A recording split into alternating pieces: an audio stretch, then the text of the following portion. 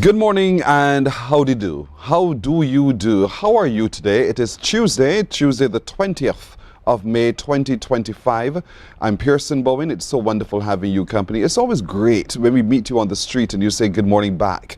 It is a beautiful, beautiful thing. So thank you for waking up to keep us company on Morning Barbados and for telling others about us and bringing them along to share in what we do. So to you also watching on our streams on Facebook, YouTube, and our website, cbc.bb, we are thankful for you waking up to keep us company too. Remember, share the show, spread the love, tell someone else about us and bring them along to engage in what we do. Remember, if you have also something or if you know of someone whose story has to be told and you'd like for Morning Barbados to be able to be the channel through which that story is told, send us an email. The email address is there on your screen. It's morninbarbados@cbc.bb. Note the spelling, morninbarbados@cbc.bb. And we thank you for sharing your tips and your ideas and everything else that goes with that. So thank you wherever you are in the world. Good morning indeed. Have you had your breakfast? If you haven't already done so, I believe in tea. Tea first thing in the morning. I'm not a coffee drinker. I am not a cold beverage drinker first thing in the morning. I am about tea.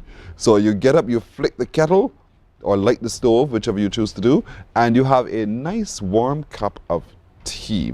Mine is English breakfast tea, so you know me now. English breakfast tea. Love it, love it, love it, love the flavor of it indeed. With a little oomph of a sweetener, and you're good to go. So have your breakfast, take a stretch, do something. Take your feet off the bed and put it on the floor. I know a number of you tend to want to lie down. Let me lie down here and watch the show. No. Sit on the edge of the bed if it helps you. Change your posture. Get up. In other words, get up, get up, get up. And let's get going together today. It's Tuesday. Today is also the birthday of Bonnie Leonce. Bonnie Leonce, as you all know, is our interpreter on our news and interpreter for major broadcasts here at the CBC as well. So Bonnie, good morning to you. Happy, happy birthday. We hope you have a terrific day as you celebrate yet another milestone. So to you, Bonnie Leonce, a very good morning to you from me and from all of us here at the CBC as well, along with your extended family indeed. She does such phenomenal work. She tells it in the way that those who are deaf or hard of hearing understand. And so she first has to understand so that she can communicate with them. So that's a difficult thing to do. Sometimes it's extremely difficult. I asked her once, Bonnie, doesn't your mouth, her fingers of hands, get tired? You know, because she's always going. And, you know, but it's her passion. It's what she does. What she also does, as I try to understand, how is it that you sign? How is it that you tell the story? She listens to concepts and she shares those concepts. So while I use every single word in a sentence to transmit a message, she listens to what I'm trying to say and she tells that message as well. So there's a lot of magic to what she does indeed, but she does classes. So for those of you curious as to how you too can engage in conversation with a deaf or hard of hearing, it's through sign language. Contact Bonnie and let's see what we can do for her. But she's a phenomenal Barbadian, and so to you, Bonnie, today, happy, happy birthday. There's also another, excuse me, phenomenal Barbadian who I'd like to share with you. His name is Noah Greenidge. Noah Greenidge turns turns 3 years old today, and Noah is my nephew. That is the most delightful little boy. He is so sweet. Noah Greenidge, he calls me Uncle Pepe because he's still struggling to get my name right, Uncle Pearson. That's all right, but he's getting there. But Uncle Pepe says, good morning to you, Noah. I know you're up because he wakes up, Mommy says, Mommy, come turn on the TV. I want to see Uncle Pepe. And so here he is. So Noah, good morning to you. I hope you have a beautiful today at school. I hope you really have a lovely birthday today. You're growing so well, Noah, and Uncle Pearson and the rest of the family are all very proud of you. So to Noah Greenidge today, as you celebrate your 3rd birthday, congratulations. Happy birthday to you. All right, so I've taken up a lot of time, I know, but I want to give you a riddle. Actually, I want you to call me and challenge me to give you a riddle and challenge me to give you something that you think that you can answer correctly, and I dare you to. So call now, 228-5562, or 228-5563. Good morning, Kieran. Good morning, Barbados team as well. So call me now, Kieran. You could call too. Glenda Slender, good morning to you. Beautiful viewers indeed. She all wishes you a terrific today. We do too. Anthony Smith is in New York and he's watching us from there. He's saying good morning to the 246. Back at you from 246 to 718. Vereen Walker, good morning to you as well. She says good morning to everyone. She also says good morning to the crew. Call 228-5562 or 63. Let me give you a riddle. Auntie Faye, good morning. Good morning to you. Question mark back at you too. How you doing? She says she's having a terrific today. She's in St. Peter. So to you, Auntie Faye, have a lovely today. In the United States, it's Patricia Ben. Patricia Ben reaches across through her computer to say good morning to all of us. And we say good morning to you too, Patricia Ben. Have yourself a lovely, lovely today. So 228-5562 or 228-5563. Call quick and I'll give you a question, which I think you can answer. I really, really, really do think you can answer. I'm not sure what Peter just did, but Peter just did something. But if he undoes what he did, then we will all see together indeed. So call now and let me know. All right. Coming up today in Morning Barbados, in our conversations or CARICOM, we want to take a look at our history. We really want to take a look at our history because our history informs our present. And there's a lot that happened in our history that because time is as time is, we don't mark those signal milestones. Ambassador David Comishaw has compiled those milestones that help us understand the trajectory of Barbados and the journey we're on towards not just being a republic, but being strong in that republicanism as well. And so we'll talk to him in a little while about that in just a moment, and also turn the pages of the book as we understand our history not to be missed. Also today, do you feel clumsy sometimes in situations where you're interacting with others and you don't quite understand why? Do you feel sometimes as if you're living in your space alone and somehow people don't get you? We're talking about that in becoming socially aware when we engage with Tony Olton and our movement towards emotional intelligence, being socially aware. What you do, what others do, how you can change that dynamic. We'll talk to Tony about that because he is the change maker and he'll help us be understanding ourselves and understanding our social unawareness and then moving us to a stage of enlightenment as it relates to our social self. Now, there's a young man whose voice, you know, his voice traveled the oceans and traveled into spaces you didn't quite know. And now he's living that dream. And he was there the day the smoke turned white. We want to connect with him indeed and get a sense of his life till now and get a sense of what it meant to be there the day they decided there is a new pope. Can't wait to tell you who he is. So I shan't give you his name. You have to stick around to find out who he is. Melodies for Mum and Dad is happening this weekend.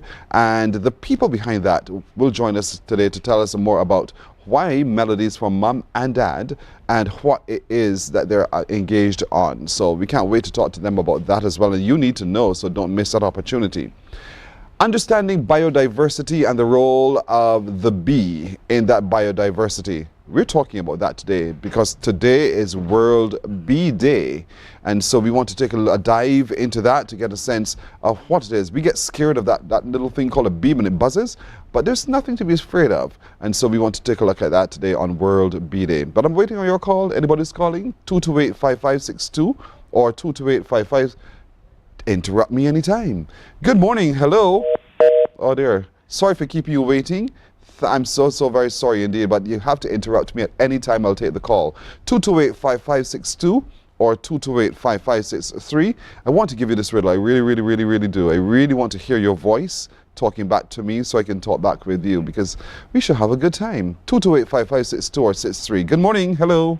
Good morning, Pearson. Hi, how are you doing today? I'm well, thanks. Oh, you're very welcome. I'm well too. Thank you for asking. You ready for your riddle?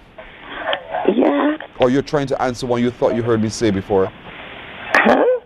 Uh-huh. All right. Your riddle, listen to this. What can be stolen, mistaken, or altered, yet never leaves you your entire life?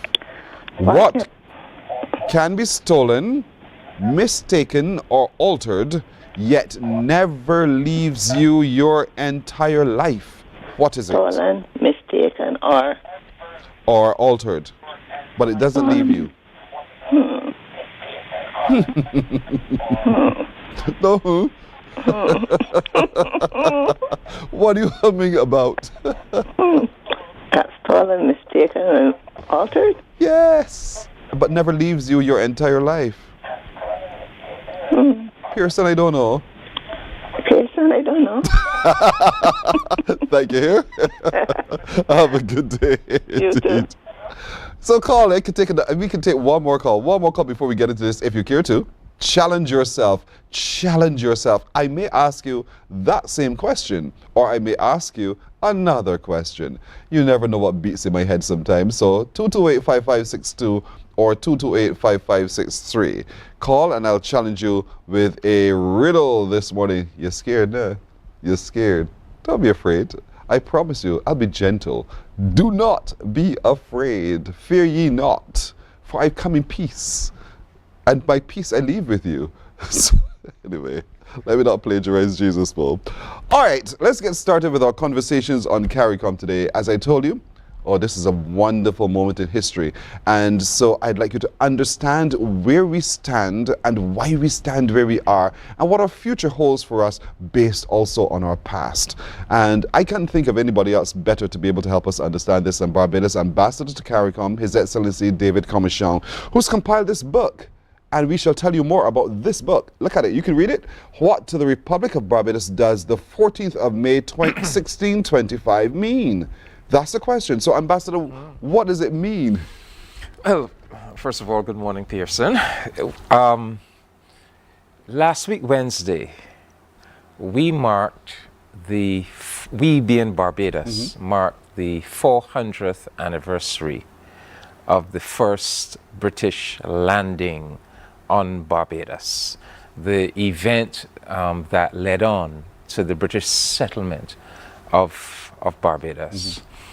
That was 14th of May 1625, when a ship by the name of the Olive Blossom, owned by Sir William Courtine and captained by Captain John Powell, landed at a place called the Hole in what is now Hole Town, and claimed the island for the King of England, King James I. And that event, setting train a series of political, social, cultural, economic developments that played a key role, not just in the establishment of Barbados as a nation, but in the establishment of the modern world.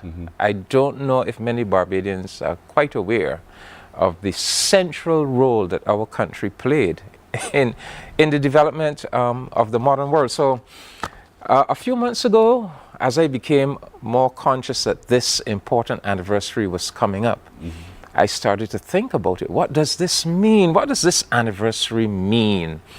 And what does it mean to us as not just the Barbadians, but our new Republic of Barbados?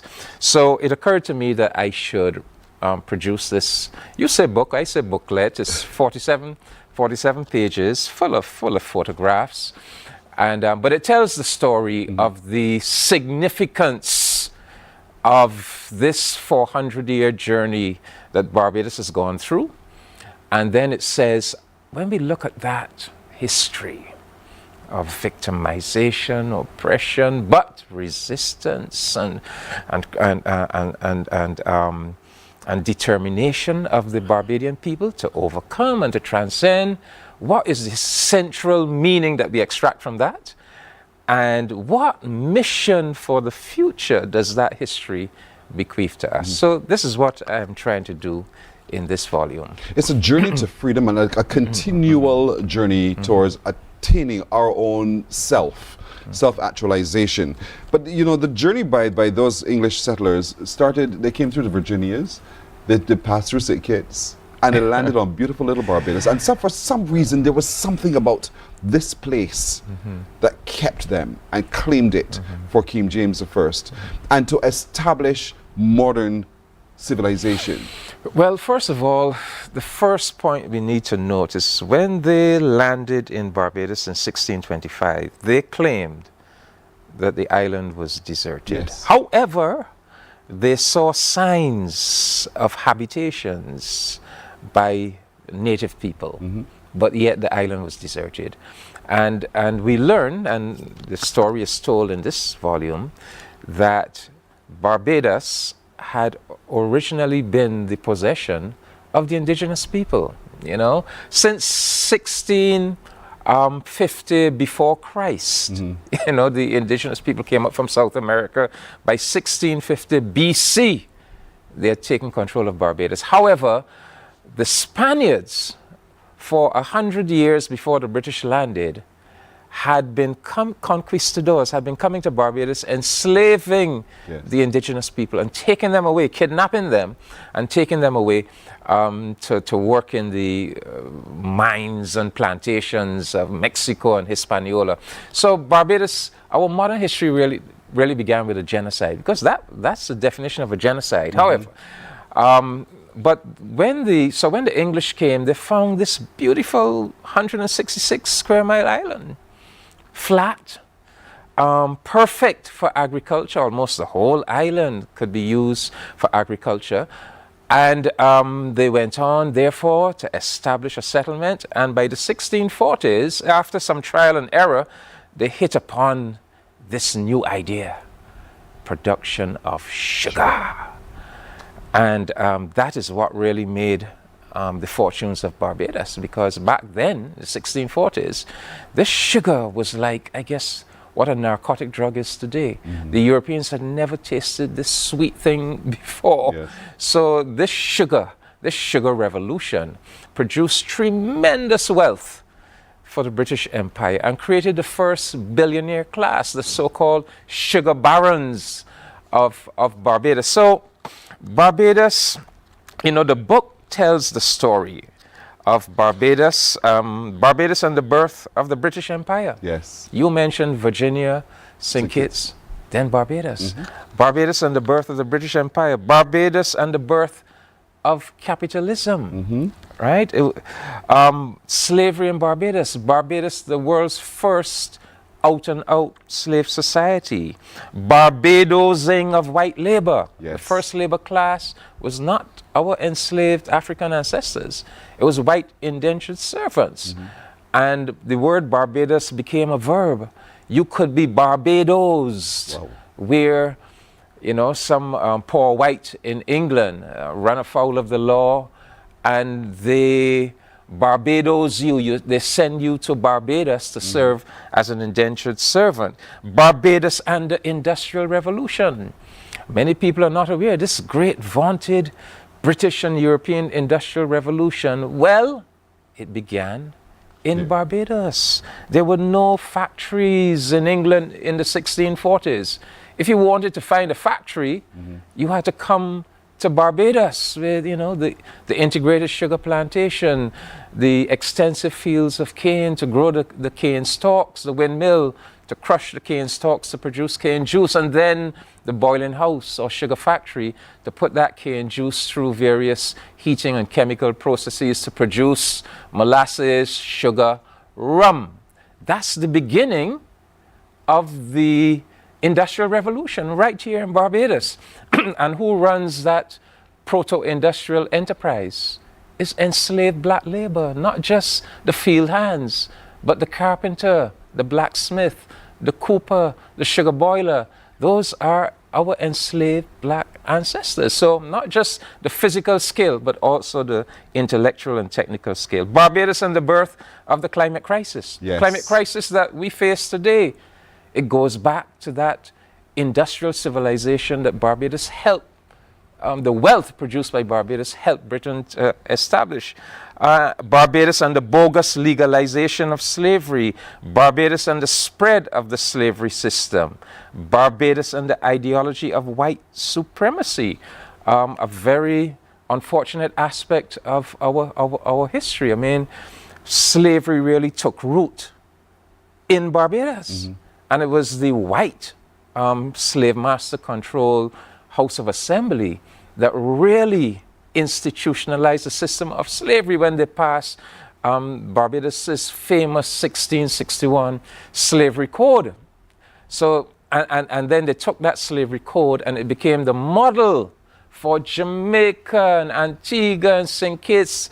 It was spread all across the Caribbean, and then it was spread to South Carolina, you know, and then across the 13 colonies. So that concept of how do you systematically put a system of slavery in place with legislation, that comes out of Barbados. And the very concept of whiteness and that notion of white superiority also comes out of Barbados. And some of these things sound strange to our ears today, but what we have to remember is back in the 17th century, Barbados was Britain's mother colony, and many of the developments took place first of all in Barbados and then radiated out. And so you're asking, where does the story go next? I want to know too. So we'll take a break right here. We're coming right back with more in our conversations on CARICOM. Morning, morning, morning. Good morning. Good morning to you. God will not give you a job. God will not call you to do something and then not give you the capacity to have it, to make it happen. He will give you the resources, he'll give you the people. Not only will he equip you with ideas, but he will equip you with favor, as he did Nehemiah. Turn on the latest episode of Infinite Possibilities, only on CBC TV8, every Sunday at 1:30 p.m., sponsored by Covenant Life Teaching Center. Welcome to Nature's Discount, the ultimate health food store. At Nature's Discount, we have thousands of quality products at great prices. Hi guys, Dottie here with Nature's Discount, and today we are talking about Solar Ray Microbiome Probiotics and why you should be taking them. And we have well over 3,000 amazing products to help you get healthy.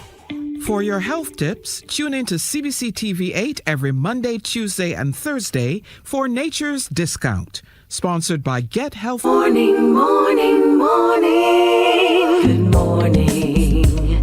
Good morning to you.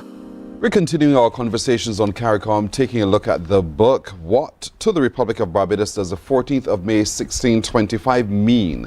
This is authored, I call it a book, he calls it a booklet, but it's authored by Barbados Ambassador to CARICOM, His Excellency David Commichon. We just got a good snapshot of our industrial development and all of the people and the things that developed and designed our society then and now. So Ambassador, to pick up the story, where do we go next? Well, so part of the story that is also told here is a story of the resistance of our people.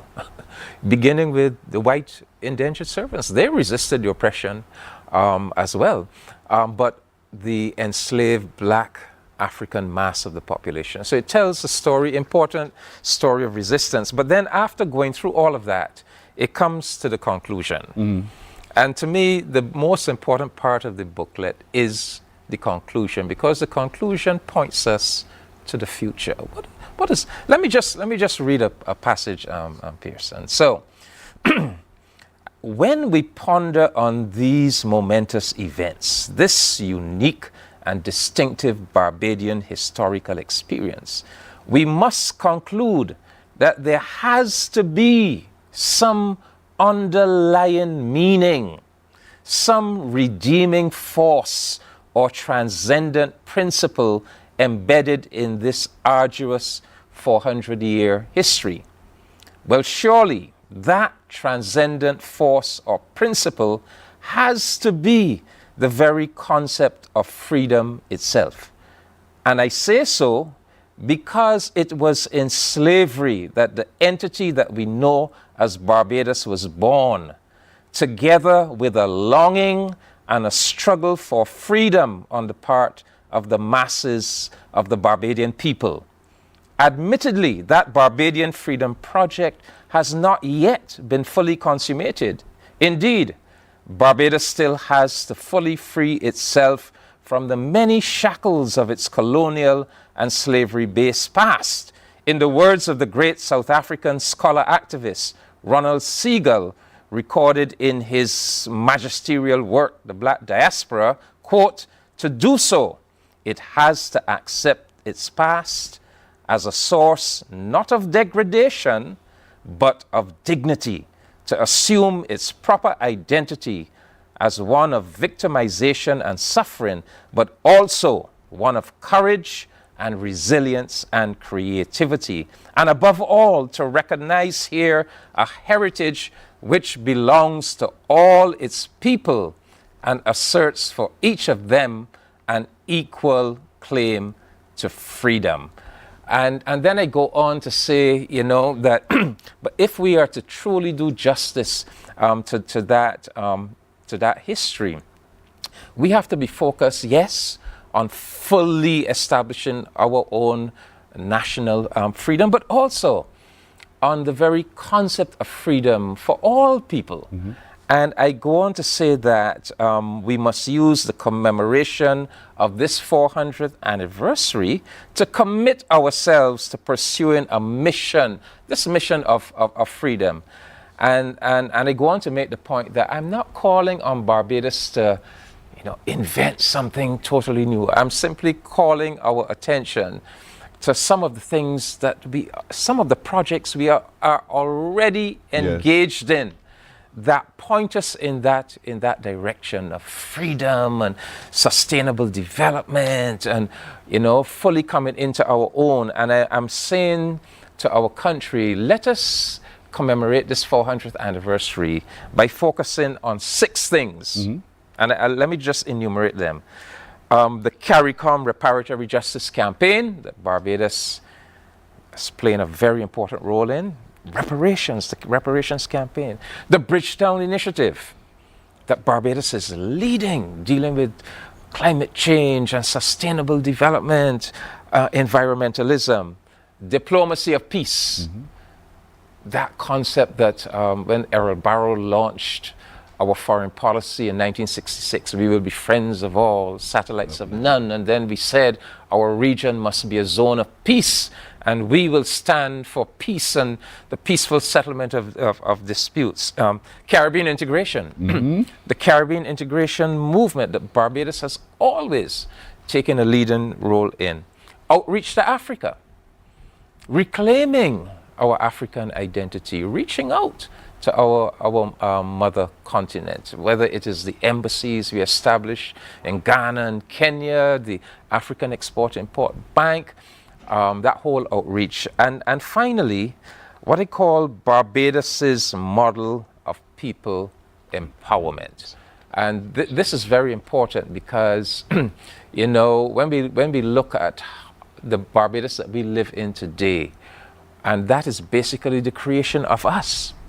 Because of us, the people of Barbados, you know, the old planter merchant oligarchy really made Barbados a very uncivilized, nasty, brutish society. But the masses of our people struggling against that, developing the concept of social democracy, free education, free health care, welfare provision for those most in need, our cricket culture, our embrace of the trade union movement, gender equality, our privileging of arts and culture, our independent church organization. You know, they say there's a church, 100 denominations in Barbados and so forth. These are the things that have really helped Barbados to develop and have made Barbados somewhat of a beacon of freedom and democracy and social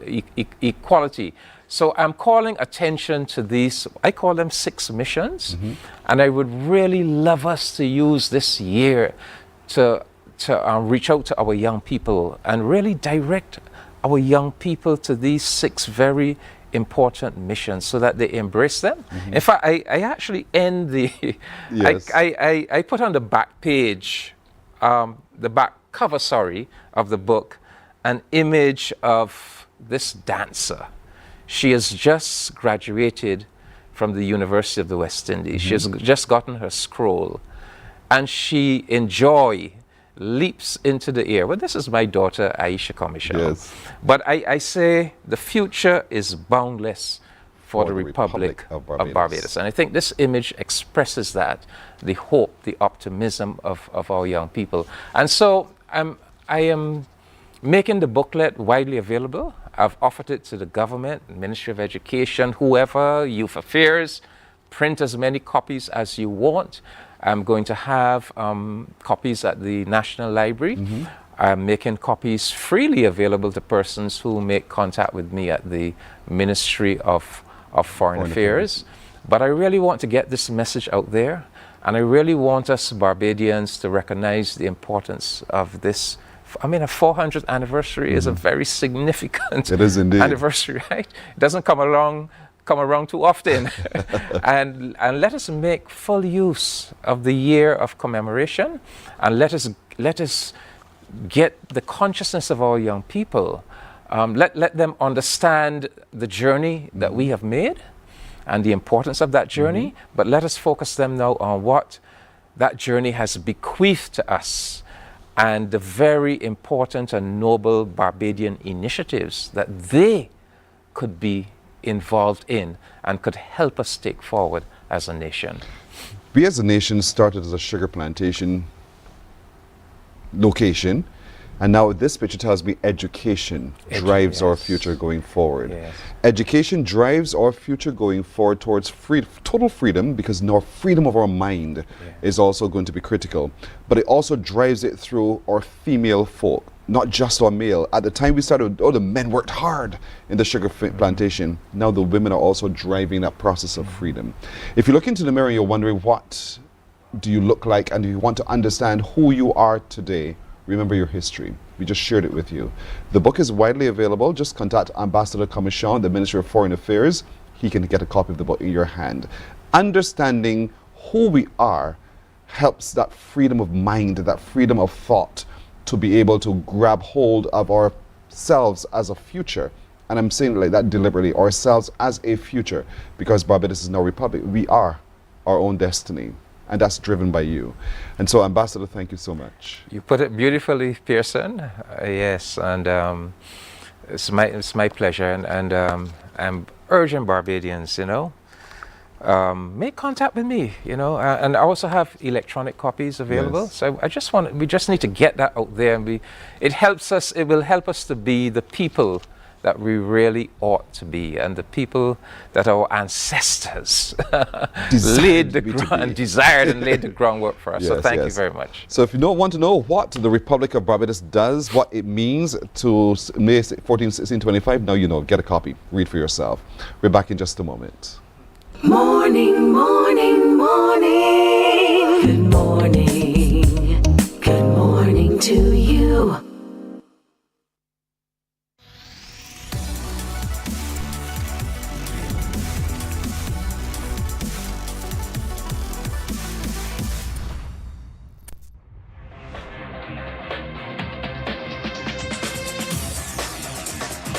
Week after week, Scald presents exciting reports and documentaries on the most varied topics of our time.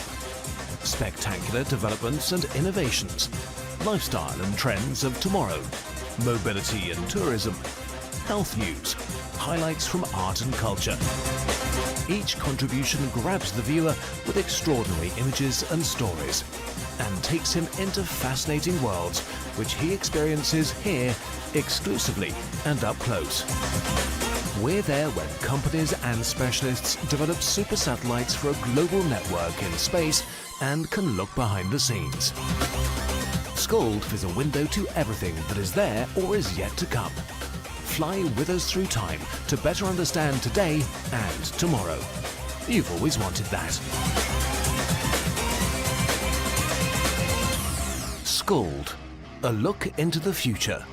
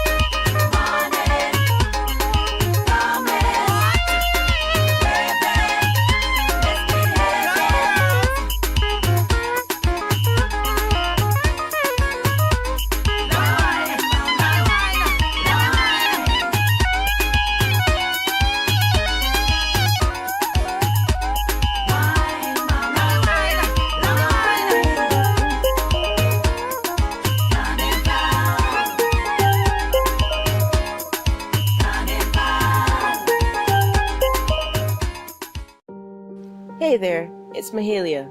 I want to share something that might be really helpful. If you're feeling anxious, overwhelmed, depressed, or lonely and have no one to talk to, call Lifeline Barbados. We all face struggles at times in our lives. You're not alone. There's no need to feel ashamed or embarrassed. It's okay to reach out for support. Lifeline Barbados is completely confidential. No one else will know you called. They're there to offer a caring ear and guidance without judgment.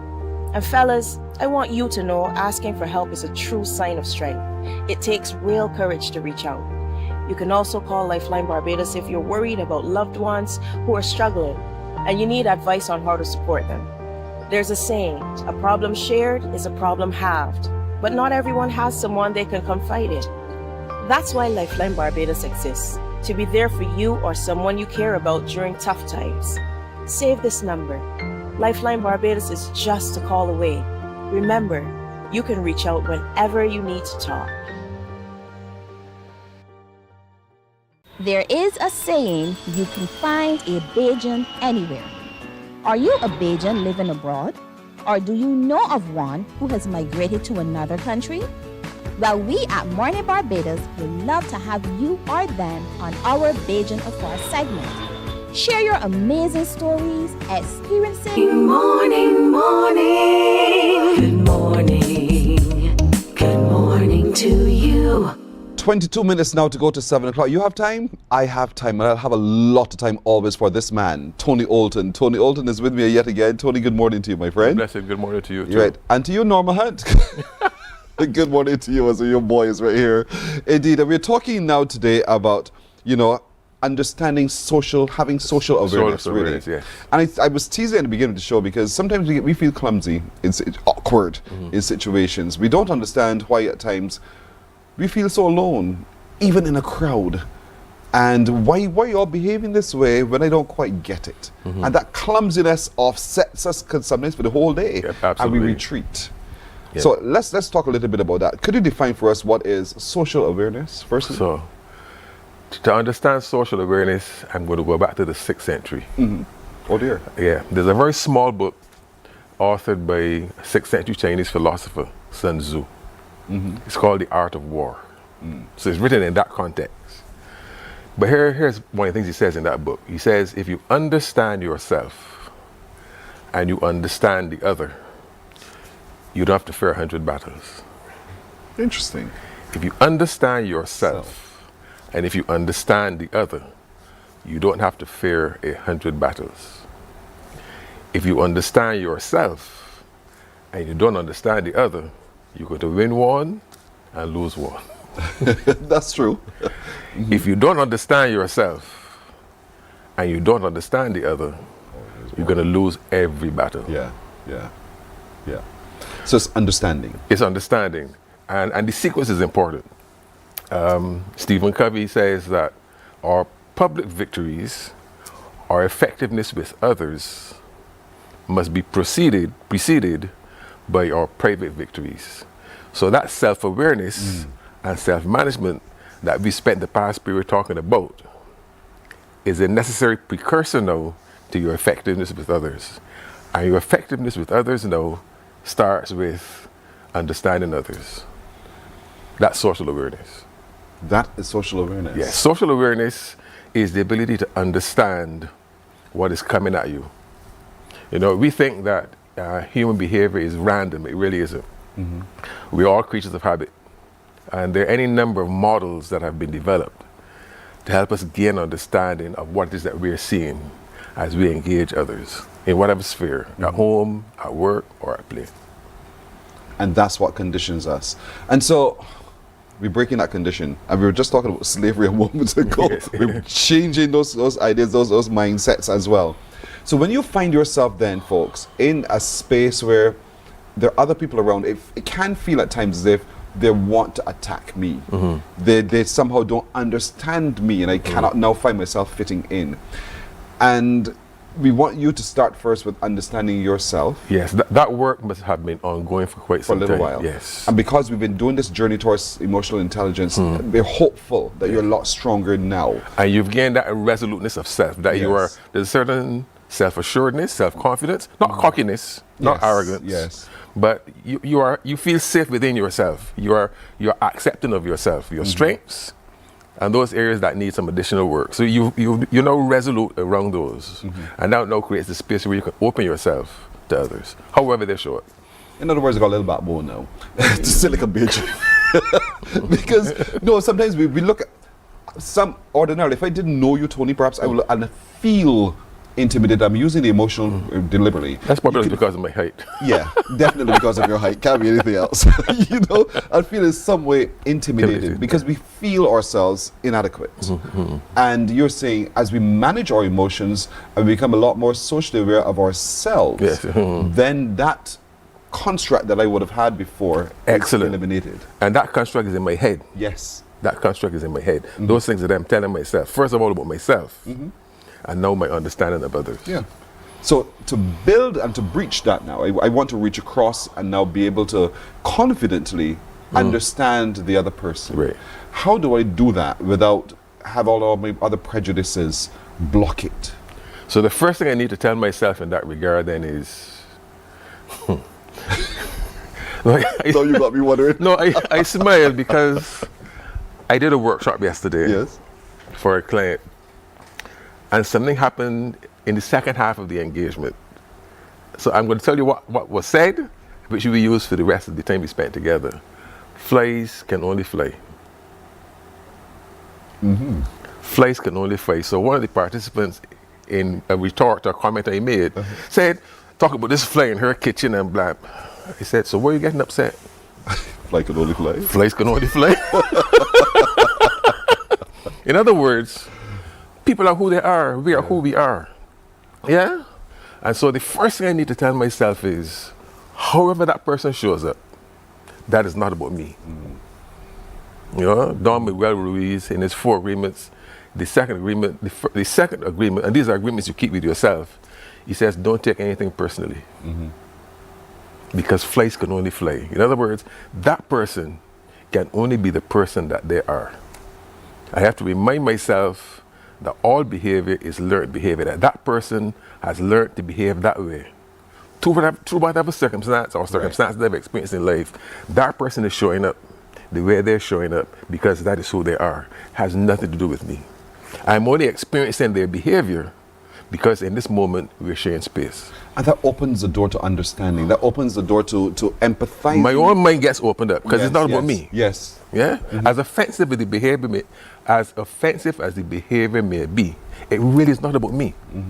That person is only being that person. They're doing the best that they can with what they know. And sometimes we just say, you know what, I want to fix you. Because mistake. Correct. Mistake. You can't fix another person. Yeah. Yeah. So you can't fix the other person. Nope. I can only fix myself. You better spend all your energy and time doing that, working on yourself. In fact, if we're training parents, we say the greatest work you can do for your children is the work you're doing on yourself. When I'm engaging supervisors and managers, I say to them, the greatest work you can do for the people you lead is the work you're doing on yourself. But that's another conversation. So, because we want to build relationships and we want to be apart and have some commune one with the other, I'm required, therefore, to find an opening now to allow you to come in that we can empathize. I can understand you a whole lot better. So talk to me about that. Keyword is empathy. So how do I do that without wanting to be the savior of the world? Intentionality. I have to tell myself, I don't know that person's story. I don't know how they got there. If we go back to one of our earlier engagements, one of the things I said to you is that 85% of how we show up as adults is in place by the time you're 7 years old. So long before you showed up in this 35-year-old's, 45-year-old's, 55-year-old's life, that is who they are. And that's what empathy allows me to do. Empathy says, you know, get out of your head and make the effort to get into the other person's head. That's all empathy is. Empathy is a sincere desire to understand where the other person is coming from. Right. But when we get into the other person's head, we don't want to dwell, but we want to turn around some furniture. No, we want That's to what understand. we tend to do. Yes, what we want to do is understanding. We want to understand. Not necessarily that I'm going to agree with your position. Right. but I want to communicate. I want to engage you in ways that I get the fullest possible sense of your intention, what you mean, what you intend, what is it you want me to understand, and I feed that back to you. So here's what it sounds like. So, Pearson, when you said so and so, when you did so and so, here's what I thought. Did I get it correctly? All right. So what we can do after that? That's the whole point. For What do you want? So, in other words, my sense, my desire is to understand what it is you want. Okay. Yeah. With the understanding that whatever the nature of the relationship, we're in this together. So I want something, you want something, whatever that thing is, or those things are. For me, the best to meet your needs, I've got to give you the opportunity to communicate with me, to me, what those needs are, and vice versa. The magic is all things being equal. No, I say that because some people are so hardwired into their own heads. It becomes difficult for them, two things. One, to open up, and two, to take in what you are, where you are coming from. So what Covey calls win-win relationships are not always possible. So we have to accept that. That you're not going to save the world. You know, you're not going to win everybody in your effort to be empathic. So we have to clear the air on that one. But the responsibility is yours as best as you can to create that space that we can facilitate that cross understanding. And that's why I asked you, do I get in there and change around some furniture? Because but you can't. You are going to meet resistance. You are going to meet resistance. You are going to be resistant. So simply to understand. Yes. To get a sense of what it is that this person truly needs from me, or I need to do. What is it that they're chasing? What is it they're chasing? So we're talking about social awareness. And again, you're going to hear me constantly reference the work of Stephen Covey, because to me it's one of the most seminal works I've ever experienced. He says simply, look, engage people from the perspective that all of us essentially want four things. Yeah, we essentially want four things. We want to live. Yes. We want to love. We want to live, meaning we want to be able to get through the day, be safe, etc. He says we want to love. We want to feel connected to something, someone. He says we want to learn. Grow. Yes. And we want to leave a legacy. We want to make a difference. So if I've been working on my self-awareness and my self-management, if I understand that essentially, regardless of how the other person shows up, that they want the same things that I want, to live, to love, to learn, to leave a legacy. If that's in my head, and then I could open up myself and engage on that basis, in time, and again, all things being equal. And to some degree, how important the other relationship is to you. Are you prepared to make the sacrifices for that relationship to work? Again, Pearson, you are not Christ. You are not going to save the world. And even Christ, not everyone is going to come. Yes. Yeah? We're taking a break right here. I want you to come back though, because we're continuing this discussion on being socially aware. It's so absolutely critical to our relationship, one with the other. Back in a moment. Morning, morning, morning. Good morning. Good morning to you.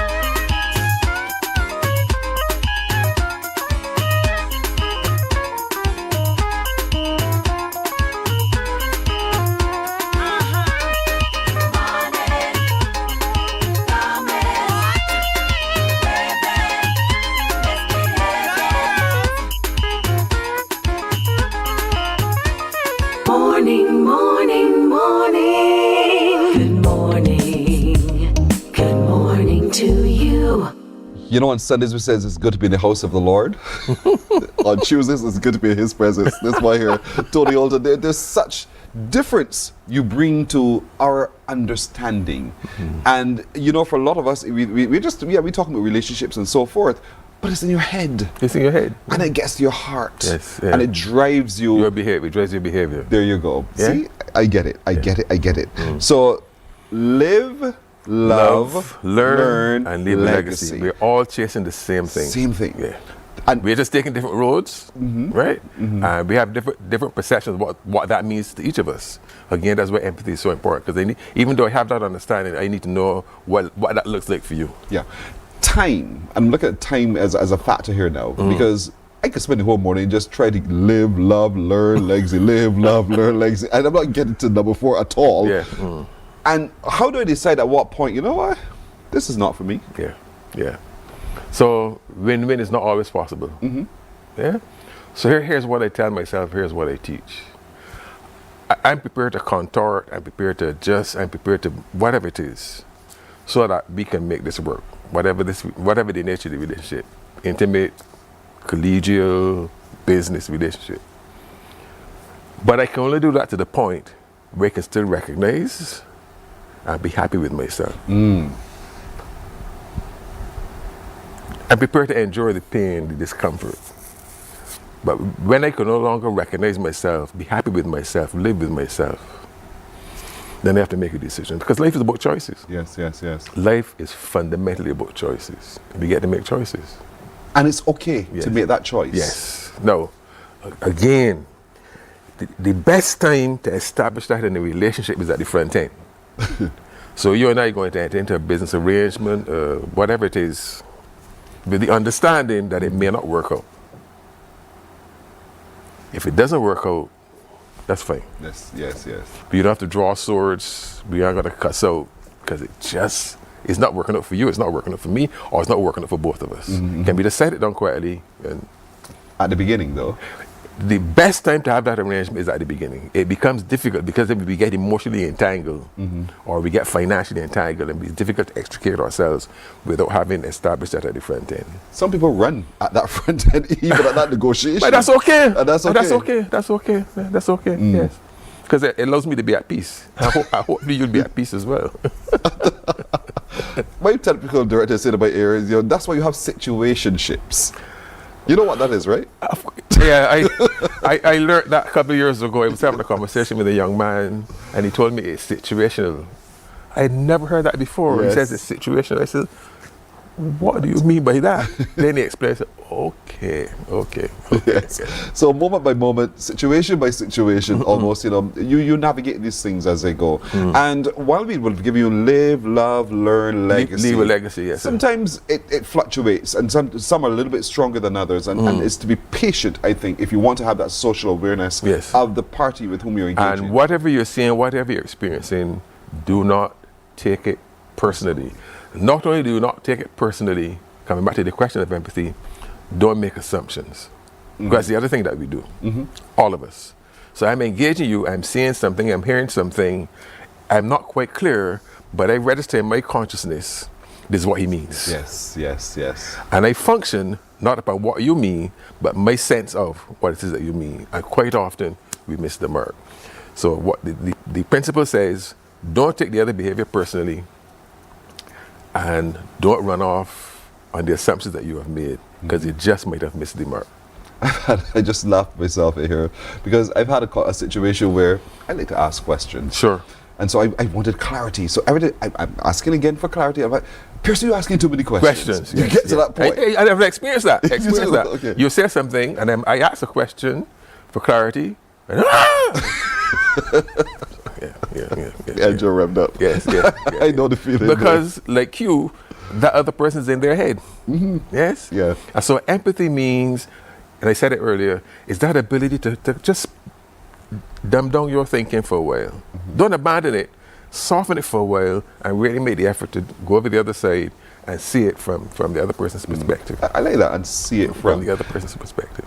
It's not easy, it's not difficult either, but it takes practice, it takes time. It takes, first of all, it takes intentionality. Yes. I must want it, then I go chase it. So give us some now, because we don't have a lot of time left still, some practical examples that we can all try, not just today, but over the next few days, to get to really, again, build that emotional muscle and have that greater sense of self and social awareness. Right. So we've shared some of them before. I tell myself it's not personal. Right. In that book by Don Miguel Ruiz, the thing that cured me of taking people's behavior personally, he says that to take another person's behavior personally is the ultimate act of selfishness. Because you believe that everything is about you. It's whoa. Yeah. Whoa. I get it. So practice not taking things personally. Practice not making assumptions. When an idea comes into your head, say, okay, I notice that, but keep asking questions. That's number 3. Keep asking questions. Why am I asking questions? I'm asking questions for clarity. Give feedback. So Pearson, here's what I heard you say. Did I hear you correctly? Or Pearson, you seem to think. Or Pearson, you seem to feel. And thirdly, thank people. Fifthly, invite feedback. How often do you say, how am I doing? That's true. How am I doing? Oh, you see, you asking me questions. Yeah. And you're right. Yes, how am I doing? And the thing about this is, when we started, and we were having conversation off the air, Tony asked me how I'm doing, I answered and so forth. And then it dawned on me, I don't ever ask Tony how he's doing. And then I asked you how you're doing. Yes. And that is the magic. You just hit on the magic. Because the more empathic I am, I'm creating the space for the other person. Not immediately, but in time. I'm creating that space where they then what we call serve and return. Yes. Then nice little tennis match. Yes. Nice. Powerful. You have a lovely rally as we go. And that's what it's about. And that's the beauty of relationships. And that's the beauty about being self-aware and socially aware at the same time. And all of us are living peaceably. That's what we're all seeking to live. That's the aim. To live, love, learn, and leave a legacy. A lasting, loving legacy. Tony, you've left a serious legacy. And to all of you watching, I know that you're getting it too, and we're thankful for your comments and your commentary. We don't mind engaging with you at all on all of this at any time. And so if anybody wants to reach out to Tony, just to seal it, how can they reach you? Number has been the same for all these years. 266-2628. 266-2628. 266-2628. That's right. Call Tony. And let Tony, talk you up a little bit. He's really good at it. He's really, really good at it. Thank you, Tony. All the best, my brother. Return, yes. We're coming back in just a moment. Morning, morning, morning. Good morning. Good morning to you. There is a saying, you can find a Bajan anywhere. Are you a Bajan living abroad? Or do you know of one who has migrated to another country? Well, we at Mornin Barbados would love to have you or them on our Bajan Afar segment. Share your amazing stories, experiences, and how you have adapted to a new culture. Send us an email to morninbarbados@cbc.vb, and together we will travel the world.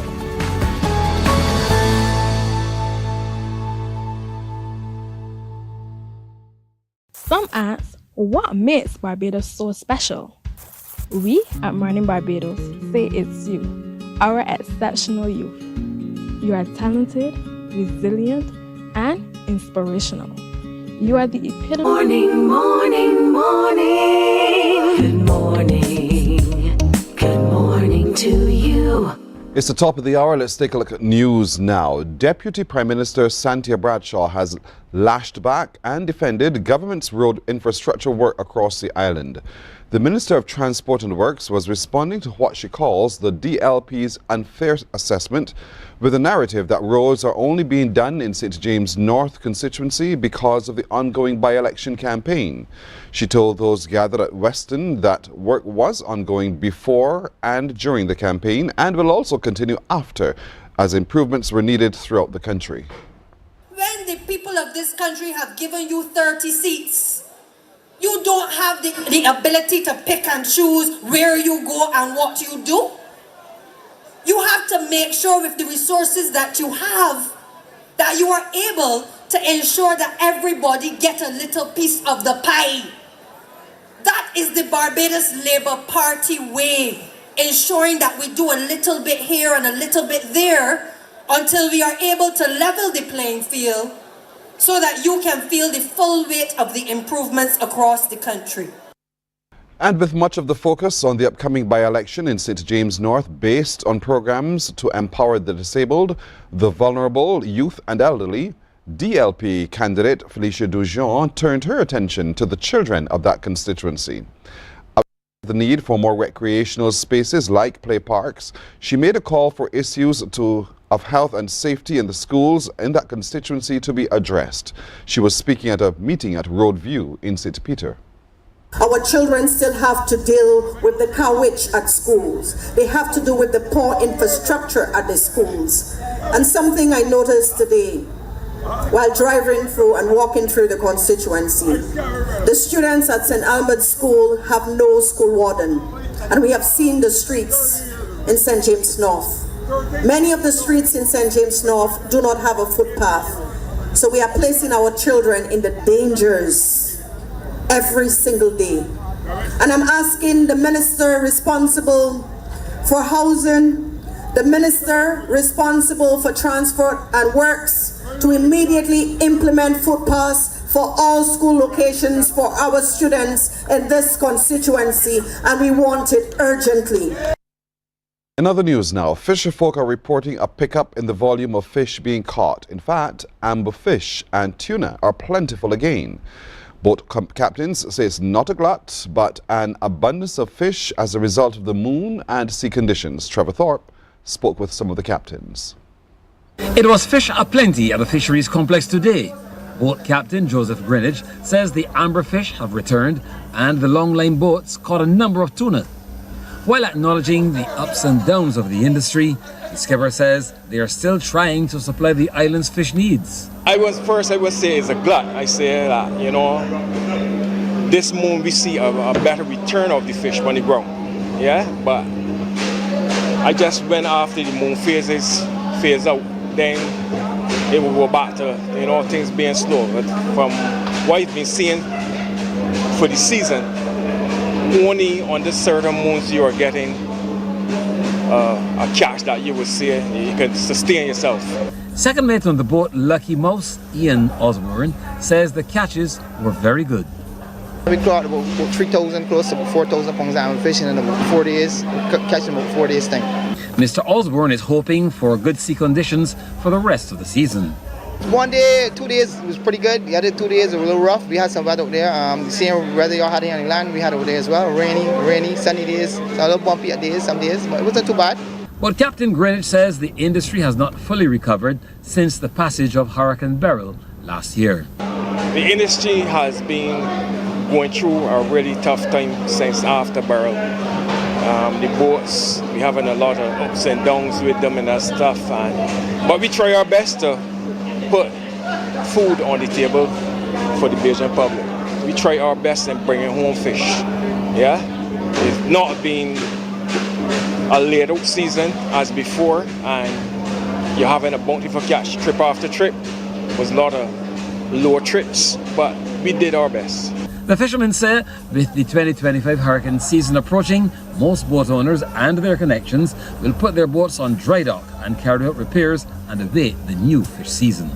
Trevor Thorpe, CBC News. With the advent of artificial intelligence, a government minister wants action taken to protect the intellectual property rights of Barbadians.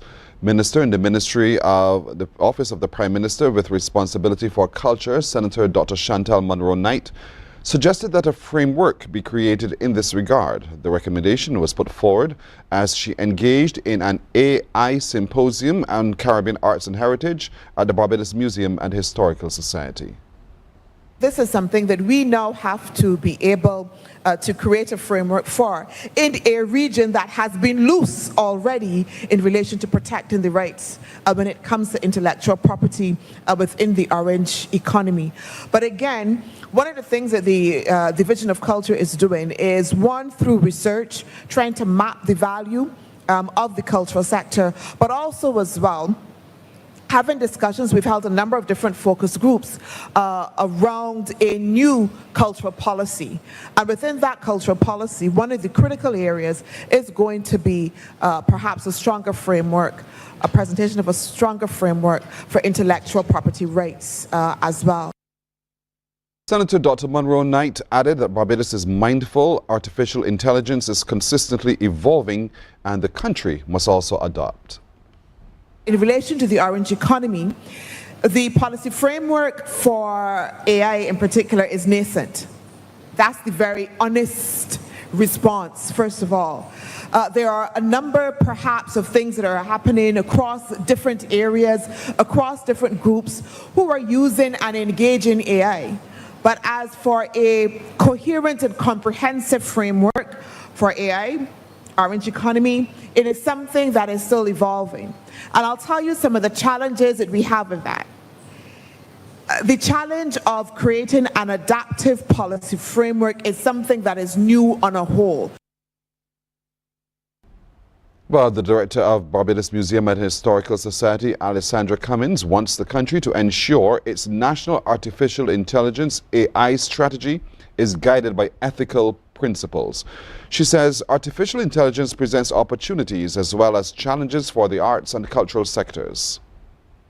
AI technologies can deepen existing divides and inequalities in the world within which and between countries, that justice, trust and fairness must be upheld so that no country and no one should be left behind, either by having fair access to AI technologies and enjoying their benefits, or in the protection against their negative implications.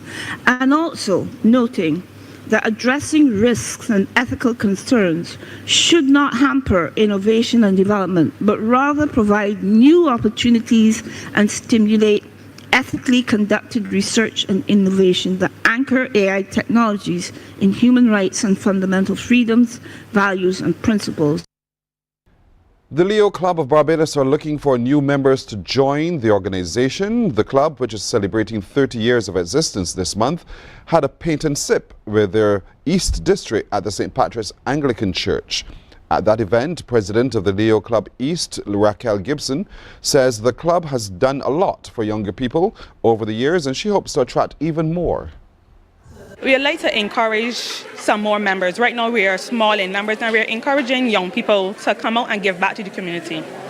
There are a lot of persons we don't see that might just be walking around, and it's really a good feeling when we can see the impact that it has on other person's lives. So I just encourage persons just to join the club, find some way to give back. Even if not as a member, you could always partner with us and give back to the community.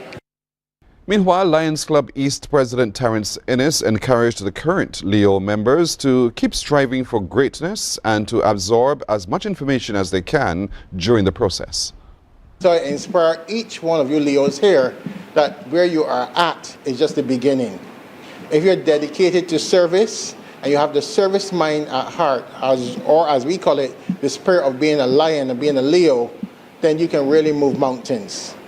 The purpose or the call to be a Leo means that you're a person who's seeking experience, you want opportunities to lead, and you will push the envelope every time as a chance to express yourself and to serve the community. That is what being a Leo embodies. Sports now, former West Indies pacer and now newly promoted bowling coach Ravi Rampal is ready for the task at hand as the regional side prepares to face Ireland from tomorrow in the limited over series. The Windies men will take on the Irish in 3 one-day internationals on the 21st, 23rd and 25th of May in Dublin. You know, the West Indies bowlers have a lot of skills. You know, all of them have different skill set. Some swing the ball, some have pace. It's about just getting them to understand that, you know, this is your strength and this is what's going to get you most of your wickets and carry you through your career. Initially at the start when I retired, it was a bit tough, but I know I wanted to get back into cricket and use all the experience that I gathered over the years playing and give it back to the younger generations of West Indian cricketers that are coming. Very excited that I was able to get this role, and with all the experience that I gather, hopefully I could share it to the younger guys that are in the team and, moving forward to help them fulfill their full potential. Well, following the Ireland ODI series, the Windies men will play England in 3 ODIs and 3 T20s from the 29th of May till June the 10th, before heading back to Ireland for 3 T20s from June the 12th to 15th. That's our news until now. More news right here on CBC TV 8 at 12 noon. Morning Barbados takes a break. We're back in just a moment. Morning, morning, morning. Good morning. Good morning to you.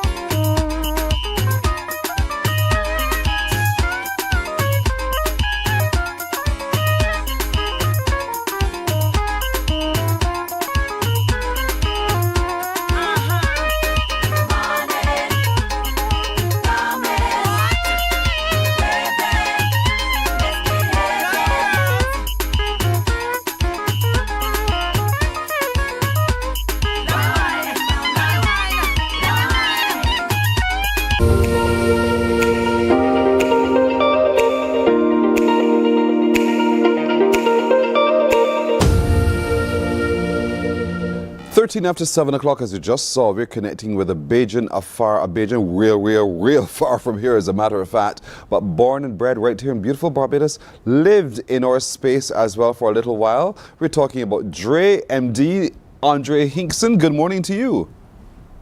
Buongiorno, Pearson. Come stai? Listen, speak to me in Bajan, please. I have no clue what you just said, but good morning to you as well.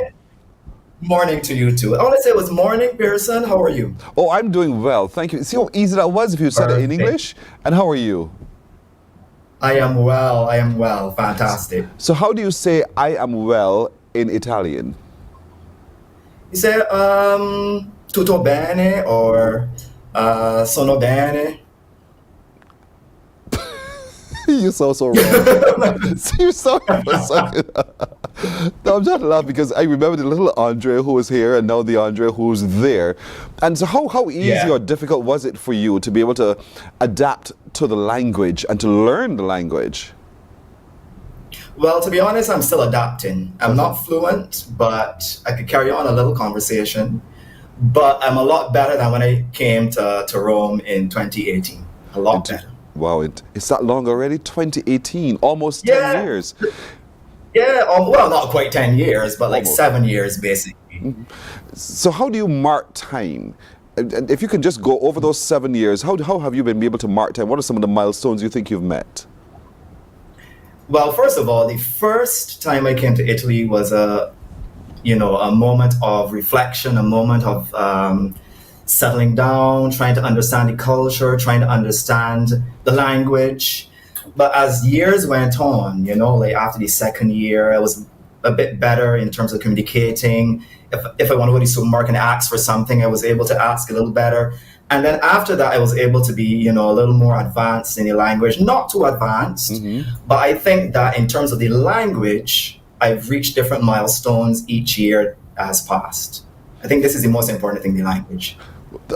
How is it though, when you started, as you said, you go to the supermarket and They don't quite understand what you're saying. It's like, what are you asking for, sir? Did you have those kinds of encounters, and how did you get over those barriers? What did you have to do so that they understood you? You know, to be honest, Italians, they're not the most, how should I say, it's not easy for Italians to adapt to English, because Italian is a Latin-based language, but they do study English in school. So people that work in the supermarket, they kind of have an idea of some English words. They're able to identify like products because they work in a supermarket. So they understand basically, and they also try to speak English. So it's like they appreciate you trying to speak Italian, but then they still turn around and try to speak English to you.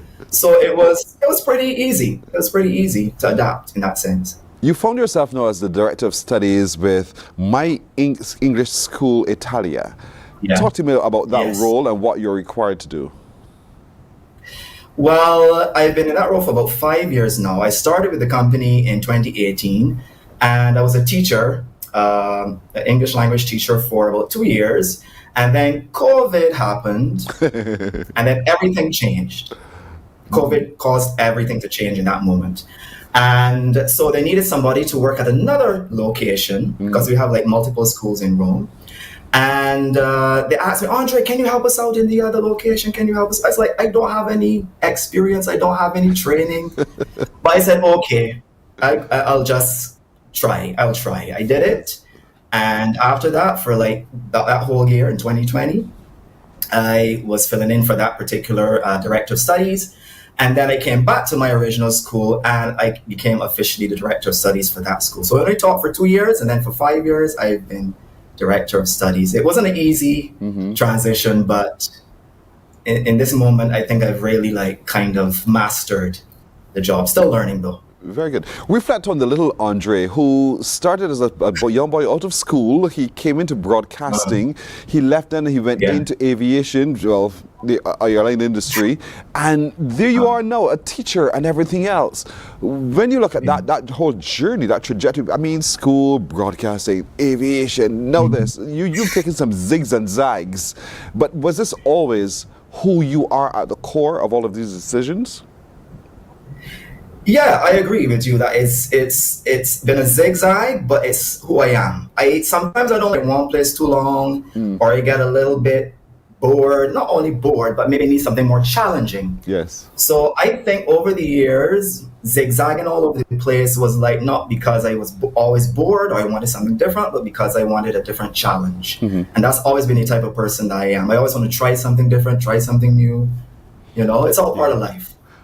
A lot of what you've been trying new is climbing mountains and going over hills and vales. So talk to me about this whole expedition across landscapes that suddenly you've embarked on.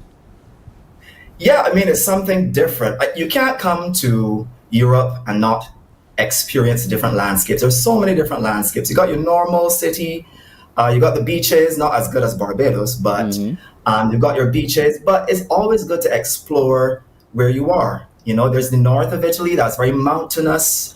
I went to a place called the Trecime in a place called Trentino, which is in the very north. It's like more north than Milan. And I said, you know what, I want to climb this mountain. I want to go trekking. You know, I want to try everything that I didn't have the opportunity to in my earlier life. So that's part of it. It's part of the exploration of life, you know, exploring different lands, exploring different landscapes. Yeah, that's the Trecime. That's the what? The Trecime, the three smoke stacks, I think. Okay. Chimneys, the 3 chimneys. Listen, speak to me in English, please. Speak to me in English. That's the official name. I haven't seen the official name. Fair enough. And so, with that pleasure came some pain, because were you a hiker in Barbados? And did you now have to experience all the pain of hiking over there in Italy? Yeah, it was new for me, because we're in Barbados. We normally had in a place in Barbados like that high, but I can struggle with, you know. But I never used to hike in Barbados. I wanted to, yes, but never had the time, or you know, something always comes up. But here, since I moved here, I've done a lot more of that, a lot more exercise. You know, you're getting older, so you gotta speak for yourself. A lot more exercise. Speak for yourself. Yeah, I'm speaking for myself. Good. So as you grow older, and then as you grow older and you reflect for just a moment and you look back at your long journey, because you're not a little boy anymore. This little Dre is no longer, he's a man with gray hair now. Well, still short. Still yeah, short. But he has gray hair now. You left here with jet black hair. And so, don't show off. And so, life teaches you a lot. What has life taught you so far? Well, life has taught me that nothing is certain. You know, I think we take things for granted. You know, when we're younger, we say, I got time. I got enough time to do what I got to do. And then you realize the older you get, it's like, oh, I should have done that when I was younger, you know? So you have a lot of regrets. But I try not to have any regrets. I don't have any at all. So I think in life, you need to not take things for granted and live the life. And if you have an opportunity, take it. Whether you know the risk is a good one or a bad one, you know, you have to make the move. You have to explore the world, you know.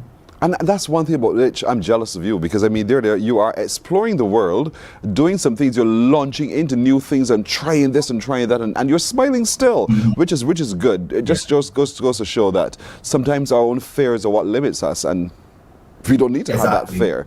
South Africa, talk to me about South Africa. Well, that was an experience because originally I was planning on going somewhere else for that summer. But I said, you know, I want to do something totally different. I've never been to Africa, never been. And I said, but it's about time I go to Africa, you know. And so I looked around at some different packages and everything. And I said, you know what, this package looks pretty good. There was South Africa, there was Cape Town, then we had to go to, I don't remember the name of the place now, but it's a nature reserve. And then there was also a tour to Zimbabwe because they have the Victoria Falls. So you can just cross over from South Africa to Zimbabwe. It's very easy. So I did that, and it was an eye-opening experience. I've never, of course, seen such beautiful animals up close, you know, to see the nature, to see, you know, the natural landscapes like that. You know, it's a different landscape from what's in Italy or what's in Barbados, you know.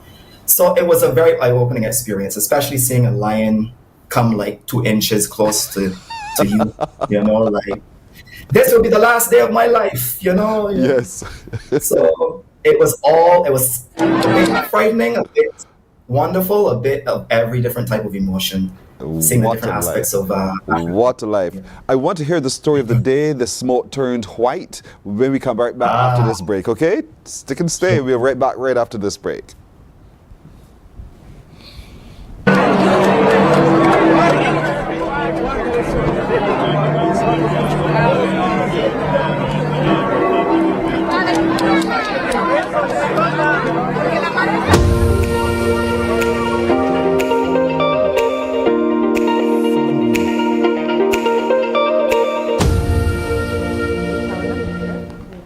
They can't hear me. There is a saying, you can find a Bajan anywhere. Are you a Bajan living abroad? Or do you know of one who has migrated to another country?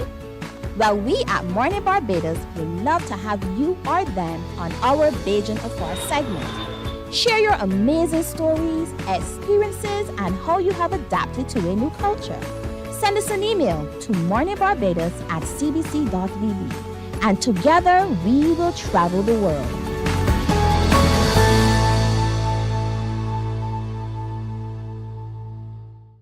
Some ask, what makes Barbados so special? We at Mornin Barbados say it's you, our exceptional youth. You are talented, resilient, and inspirational. You are the epitome of the Barbadian spirit, testing the boundaries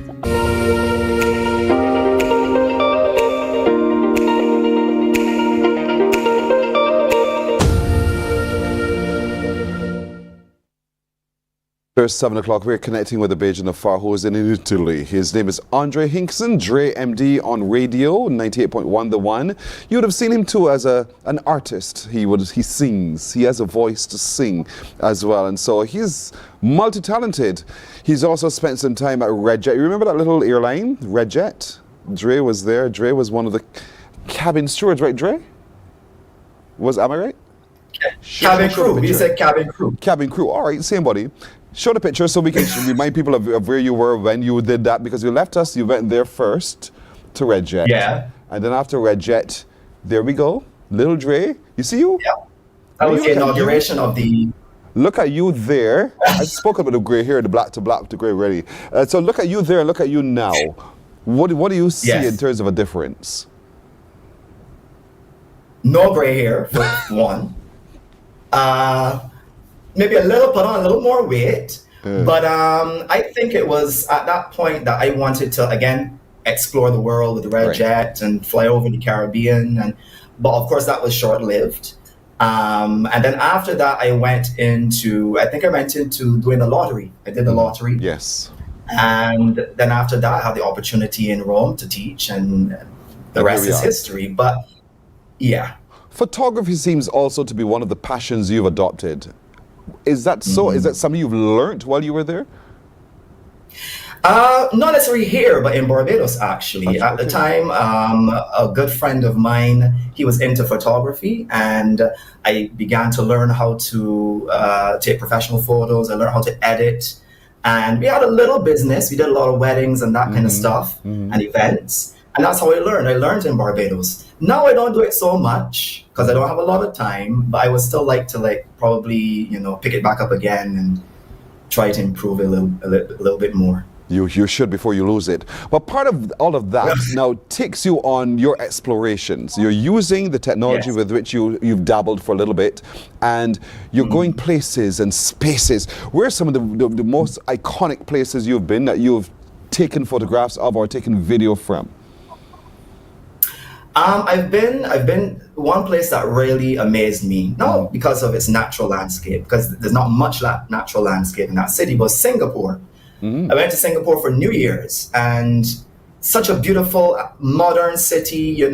People say, but that's not real. A real city. A real city is a place that has the balance of natural and modern. But for me, it is the idea of such a small island like Barbados that has developed so much, whether it's technology, whether it's economy. And for me, that was one of the most eye-opening experiences, to see such a small island, not compared to Barbados, but an island like this who really went ahead in terms of technology and modernity. Well, have you been to the Leaning Tower of Pisa? Yeah, actually, the first time I came to Italy, which was 2017, that day I came, I went directly to Pisa, which is close to Florence. Okay. So I actually saw it. Yeah. So that's like St. Michael and St. George or something, so that kind of proximity. Something like that, yeah. If you want to make a comparison. I hear you. But then you also made some trips into the Vatican City. You had to go to that space. Why did you feel compelled to visit the Vatican City?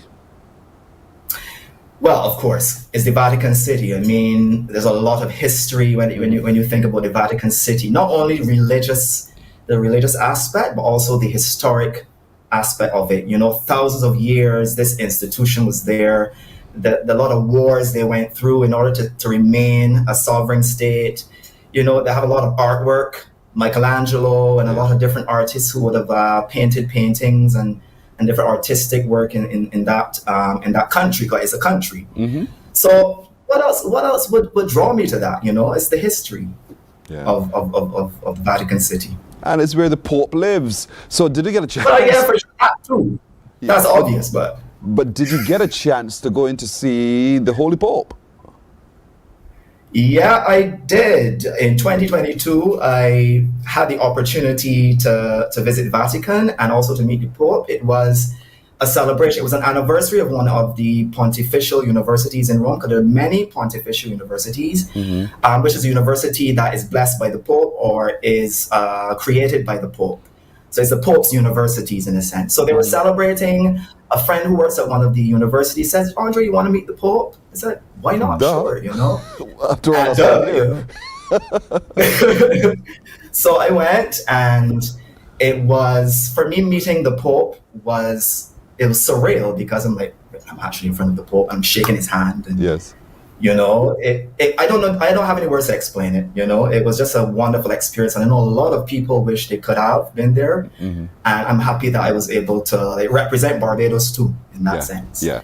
We remember warm, engaging, full handshakes. Was it like that with the Pope?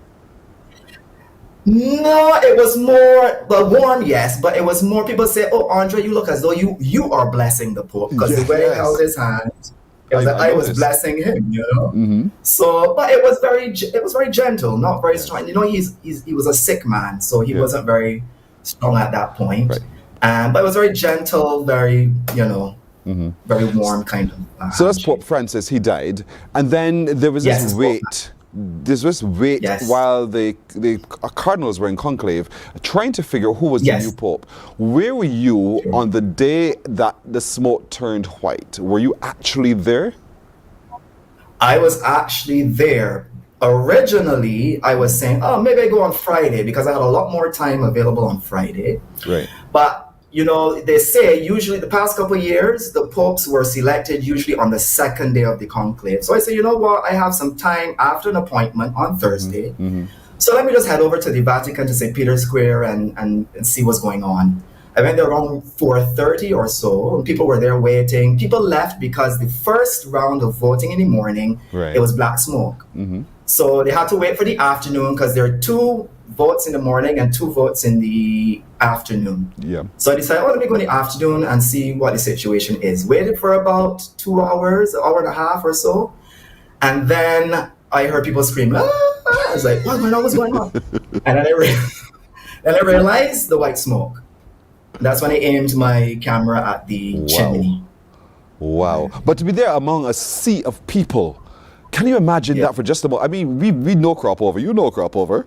And but that crowd of people is totally different from the crowd that you know here for crop over. How did it feel in that crowd with a set of people of one purpose?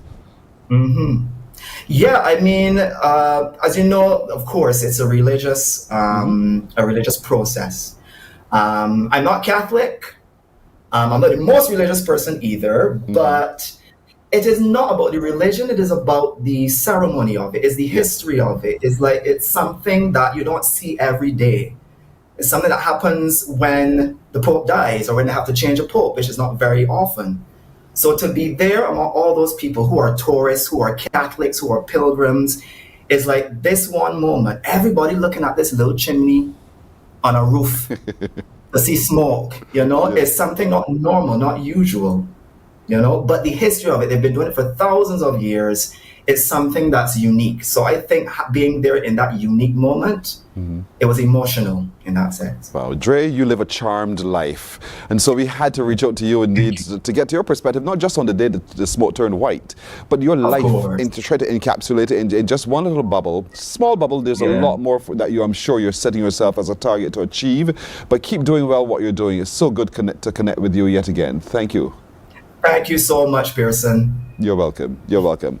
Dre MD of the CBC, living in Italy now and doing some tremendous things, had the chance to shake the hand of Pope Francis and to also be there on the day the smoke turned white when they decided that there is a new Pope, Pope Leo XIV. We're taking a break here. We're coming back in just a moment.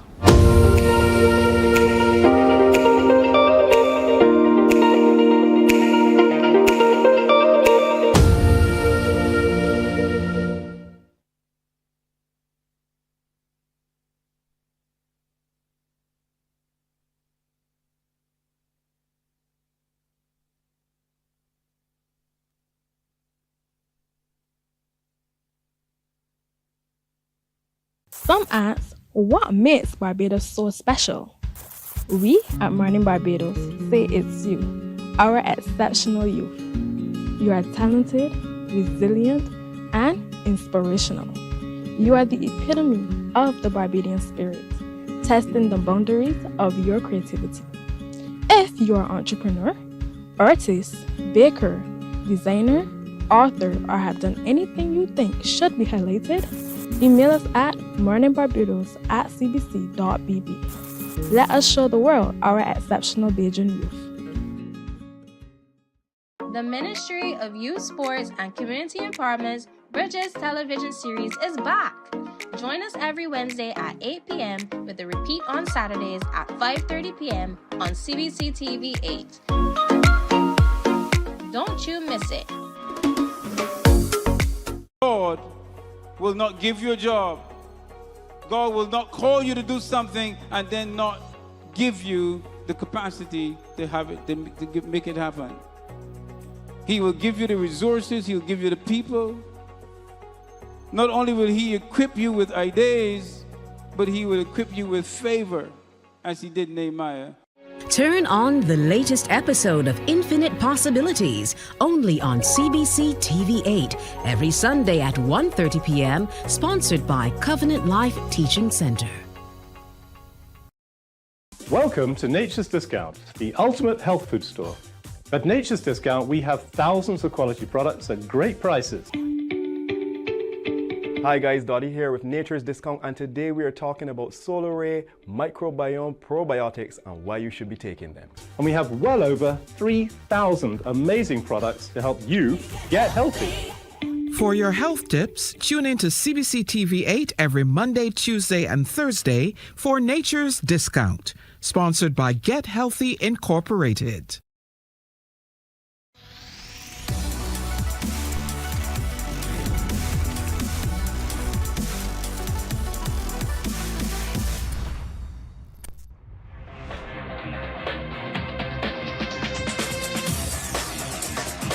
Week after week, Scold presents exciting reports and documentaries on the most varied topics of our time.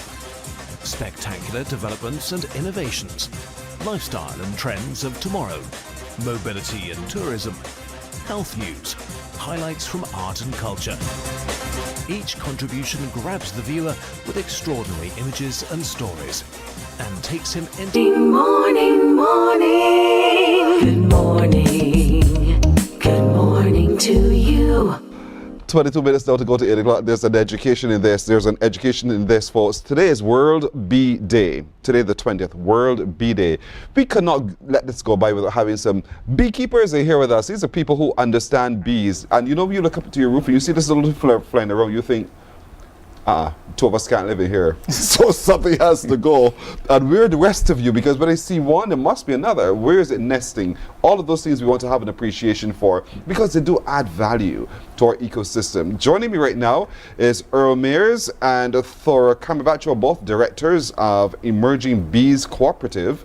And across from them is David Small, who is a regional apiculture expert. Whoa. Mm-hmm. You're an expert in apiculture. Uh-huh. What is that? How do you know? How does one know that you are an expert? What do you have to do to qualify for that title? I did some training at University of Florida, and that was a few years ago over the period of time.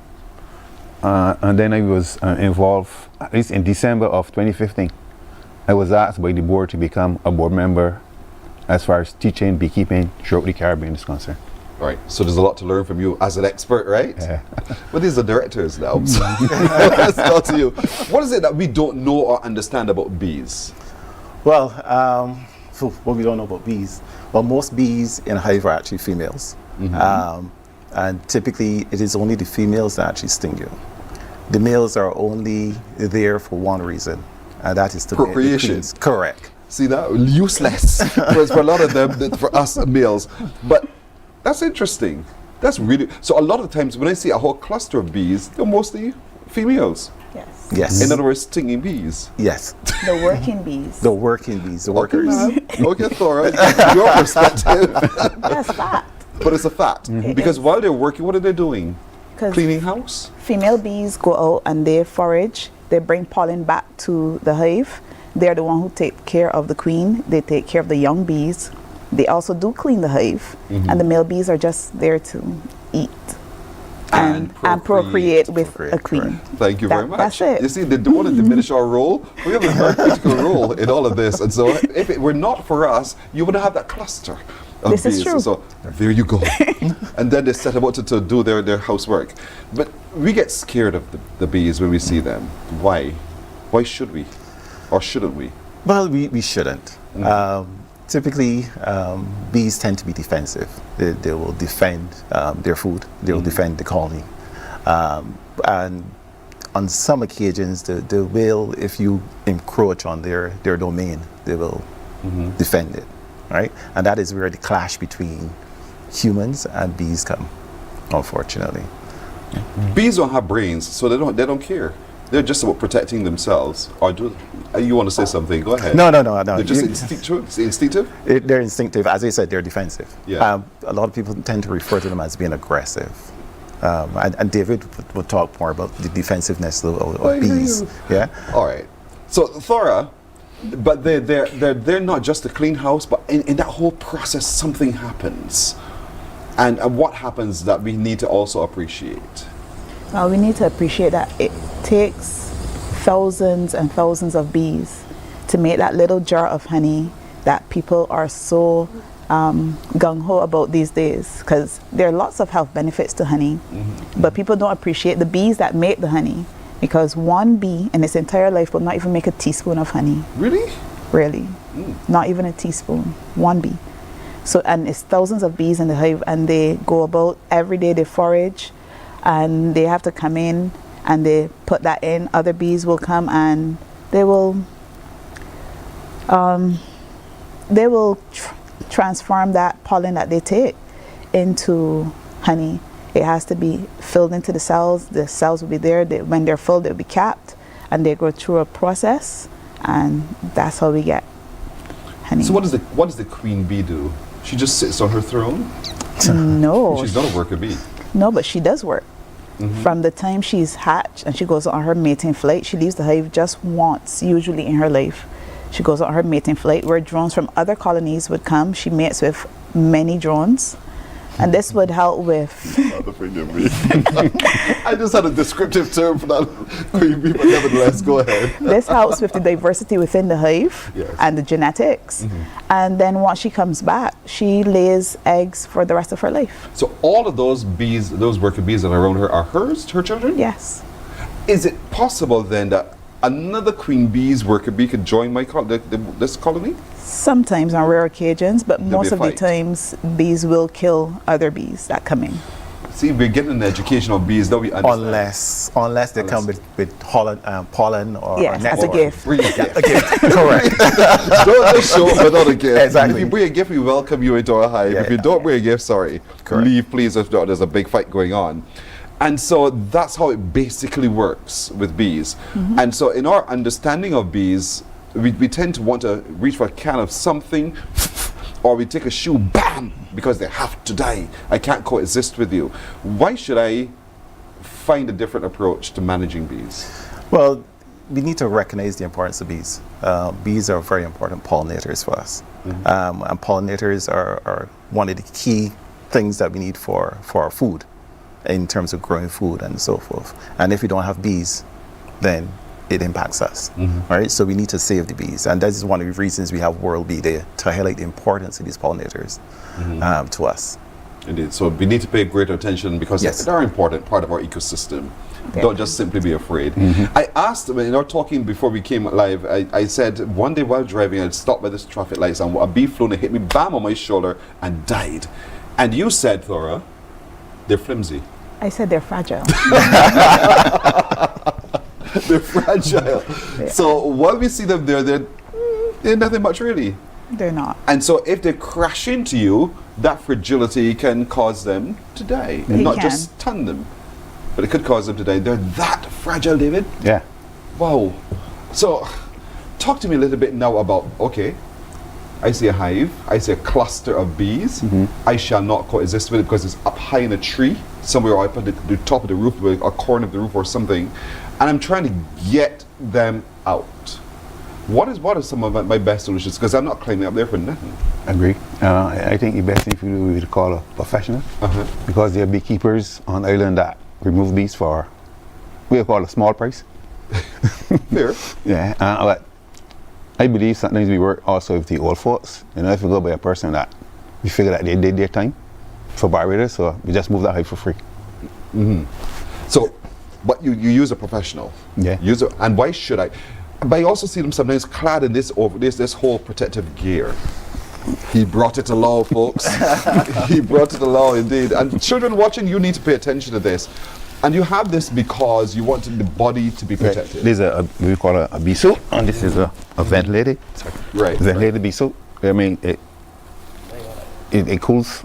Yeah. And you put it on, it would not be as hot if you could use the full cotton suit. Right. And one of these suits are when I say it got holes in it, but they protect you even better than the cotton. So in other words, the bees can't get in here. I would not say that either. Okay. Fair enough. Because sometimes you will go do a job, everything is good. As you take off your veil, wax. One in there. Yeah. So them is things that I find out that a lot of people will tend to want burn the bees. Yeah. And I saw a lady one time actually almost burn her house trying to get rid of some bees. So, we can't coexist. Yeah, we need. That's the way we see I it. think that's why we need to educate the public more on the importance of bees. Right. My thing would be that if we could get into these schools at the earlier age, because when I travel, we see schools and then the children 5-6 years old, they already have their own bee clubs. If you could get something like going in Barbados, then people exactly know how important the bees are and how good they are to us. We see a bee and we run. Kill it. And then, or kill it. But when we run, it feels as if it's following us. Yeah. It's like, you take off, I take it off after you. But does that, why does that happen? Now, when a bee stings you, it gives off what we call a pheromone. And this pheromone is telling the other hives, or if we got an intruder, and we have to deal with the intruder. Now, normally when the bee stings you, it dies. And bees don't like committing suicide. Yes. So it's a give and take. So at the end of the day, as long as we could get a program, like going into the schools, I think we have to go through the Ministry of Education and get something like that started. So at the end of the day, we know that, all right, you got honey, you got pollinators, you got people that got like vegetables, they grow the crops. It takes 8 visits by one bee in order for a watermelon to set. Take 8 visits by a bee in order to have a proper set on a watermelon. So they're critical to our agriculture. So don't kill them off. Yeah. Allow them to do what they're supposed to do. They're worker bees after all. Yeah, and they do not interfere with you, We interfere with them? Yeah, we interfere with bees. Now, for example, you might be sitting here and you saw a bee, now what you're doing, you're interfering with the bee, with their flying partner. No, he interfered with me first. No. She interfered with me first. She's being inquisitive. She was only simply being inquisitive. Yeah, so they just come around. Didn't invite you in. And so there's a consequence to that. I didn't invite you in. But there's some beautiful things that bees do. And I know, Thor, you brought along some honeycombs and so forth. And who would have thought that this pest, apart from pollinating and all the rest of it, I'm saying it like that deliberately, who would have thought that out of that would flow this? And so when you remove all the bees, could you just take it in your hand? When you remove all the bees, this is what remains? Yeah. This is what they work to do? Yes. This is what they are existing to do? This feeds them. Oh, this feeds them? Yes. And we take it to help feed us as well. But we always leave back some in the hive for them because this is what they use for food. So where did it come from to feed them? They take this. Because as far as I was aware, they made that. They did. From the nectar and the pollen that they take from the flowers. Oh, flowers, okay. Is it creation beautiful? Oh yeah. Definitely is. Absolutely. Speaking about creation, you know that we've gone on, the only thing that hasn't changed through the years is the honeybee. Yeah. The honeybee remains constant. But then you have all different like animals and things, you hear about the dinosaurs, but no, the bee remain constant. Does all honey taste the same? It does not. Because it depends on the bee? And where they got their pollen? Yes, please. They got their nectar from. There's a lot to learn. Yeah. There's a lot to learn. And you guys teach this? Yeah. But David is the teacher here. Yes. But you are a member of this Emerging Bees Cooperative. Yes. So it's a cooperative of beekeepers? Correct. Okay. So we actually came together as a group during some training that David conducted last July. And we had come together basically from Hurricane Beryl, first as a group, where United Island was actually devastated by Beryl, and most of their beehives were actually wiped out. So we arranged with the Ministry of Agriculture to send about 4.1 tons of sugar down to help support them and get them back up. Then in October, we actually formally came together with some other beekeepers as well to form this cooperative. Okay. This is fascinating. I would love to talk to you guys some more for real. But, you know, time is against me at the moment. I want to thank all of you for coming. Earl Mears, Thora Cumberbatch, David Small. David is the expert in all of this. But the cooperative of bees exists, and so in understanding more about the work of the bees and their function within our ecosystem, we have a greater appreciation of why we shouldn't be afraid. As David said to us, we are disturbing them and we move them away. We're the ones who are creating the disturbance. They just want to be friendly. And so sometimes in our unfriendliness, we create a problem for ourselves. But education is knowledge, and knowledge is empowering indeed. So thank you very much all for coming to us this morning on this World Bee Day. We're taking a break here. We're back in just a moment. Morning, morning, morning. Good morning. Good morning to you.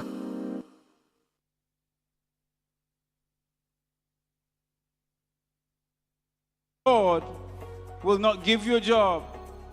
God will not call you to do something and then not give you the capacity to have it, to make it happen. He will give you the resources. He'll give you the people. Not only will he equip you with ideas, but he will equip you with favor, as he did Nehemiah. Turn on the latest episode of Infinite Possibilities, only on CBC TV8, every Sunday at 1:30 p.m., sponsored by Covenant Life Teaching Center. Welcome to Nature's Discount, the ultimate health food store. At Nature's Discount, we have thousands of quality products at great prices. Hi guys, Dottie here with Nature's Discount, and today we are talking about Solar Ray microbiome probiotics and why you should be taking them. And we have well over 3,000 amazing products to help you get healthy. For your health tips, tune in to CBC TV8 every Monday, Tuesday, and Thursday for Nature's Discount, sponsored by Get Healthy Incorporated.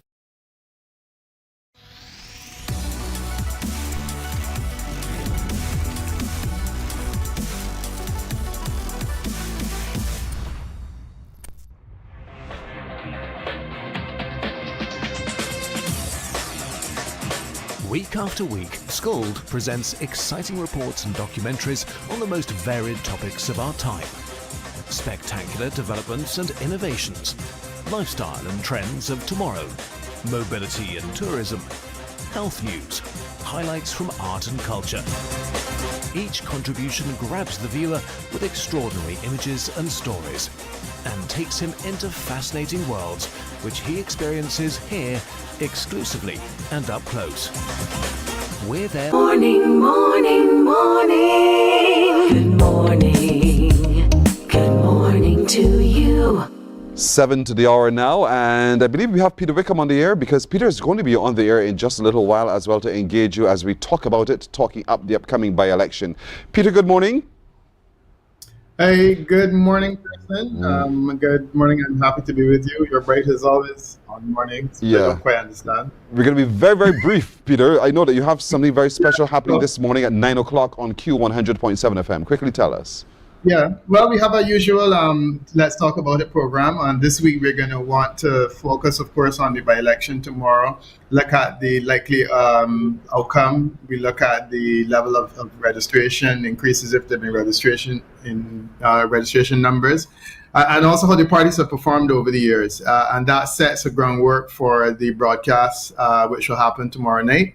Where we see what happens and we'll be able to compare the two. So I'm hoping that you guys can join us and also join us for the coverage that starts tomorrow night, I believe at 7:30. All right.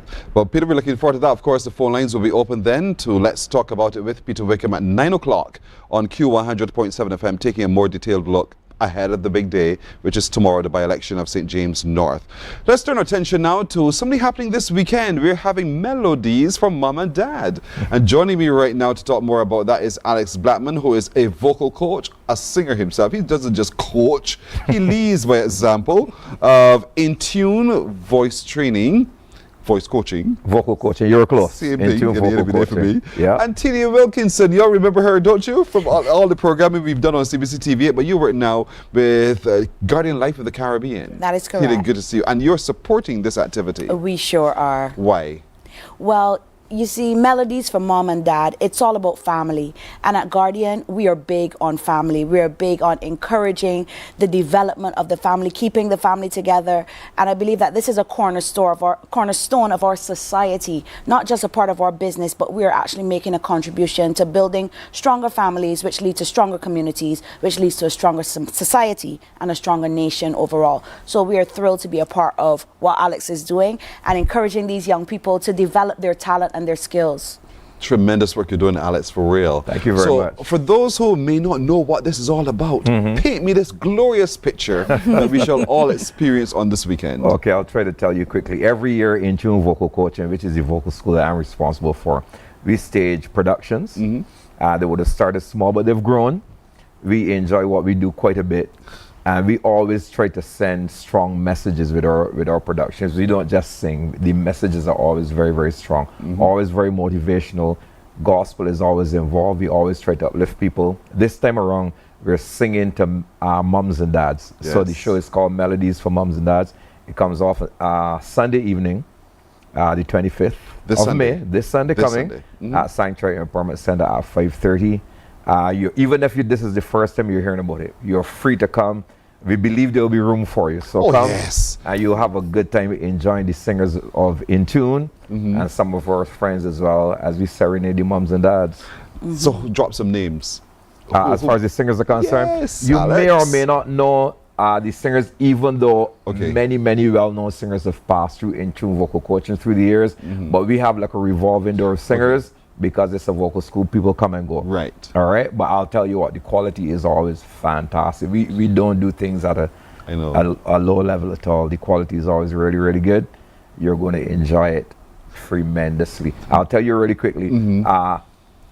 Every year, the celebration for moms is always really big. So we said this year, we're going to celebrate moms, but we're going to celebrate dads as well. That's what we're heading to, because I just love the fact, Thelia's agreeing with me. I love the fact that you've been able to package it in this way, that we're celebrating the parents, essentially. Correct. And the input by those parents, both mother and father, into the development of our society, That's the right. cornerstone That's of the important. family. Parents are central to all of this. So it's this coming Sunday. What time does it start? It starts at 5:30.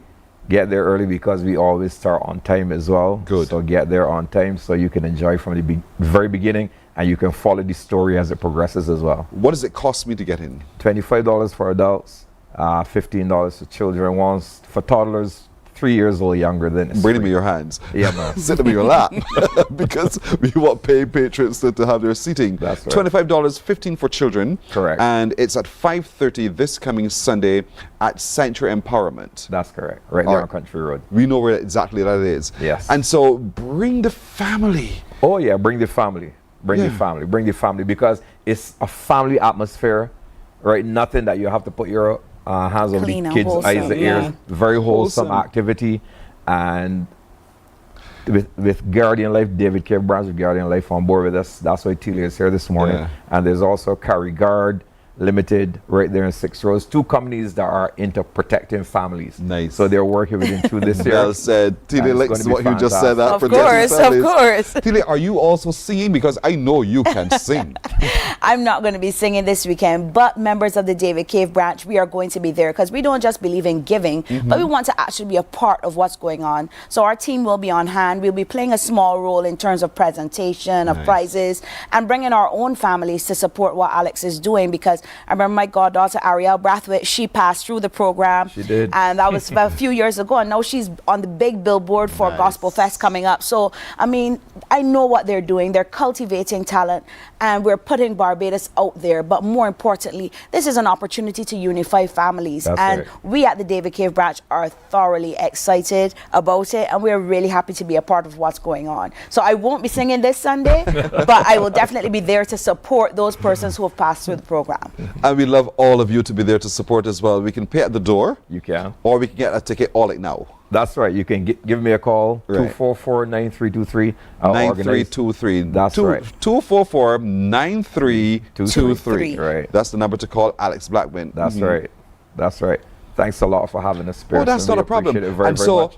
Can I come in my jeans and t-shirt? Or you can be as relaxed as you want to be. Be like you can be as nice, so comfortable be nice. as you want to be on that day. Come and nice. enjoy melodies for mom and dad. You know what? Really It will make a wonderful gift for your mother or father. Listen, parents, what are you doing Sunday evening? For real, what are you doing Sunday evening? We're taking you to Melodies for Moms and Dads. It's at Sanctuary Empowerment Center at Country Road. You know, it's right there in the corner. You cannot miss it. And while they have a lot of seating, there's even more for you. So just come. Doesn't matter. Come. A lot of parking. Find your own park if the car park is full as well. But don't miss this. All of those lovely vocal students from the In Tune vocal coaching got team. It right. They're going to be there serenading moms and dads. The folks from Dave's branch. David Cave's branch of Guardian Life of the Caribbean will be there as well, offering you support as a family indeed. And so they're welcoming you into their family. We want to welcome you into all of this experience on Sunday. Begins at 5:30. Be there very, very early. Grab your seat and sit down. $25 adults, $15 for children. Toddlers are free. Sit them in your lap, but bring them along. And let's have a really good time indeed. That's right. Oh, It'll praise the Lord. This is fantastic. Thank you so much, Alex. My Thank pleasure. You, Keely, as Thanks well. for having us. I wish you only the very best with this production. Oh, thank you honestly. very much. You're very welcome indeed. All right. Folks, that's it for today. I want to thank you, along with my little crew, for joining us this morning. Remember, always share the show, share the love, bring someone along, let them engage with all of us as well. Be the will of the Lord. We'll see you tomorrow. Take care. Bye-bye. Wake up, wake up, wake up, wake up. Barbados, get up. Good morning.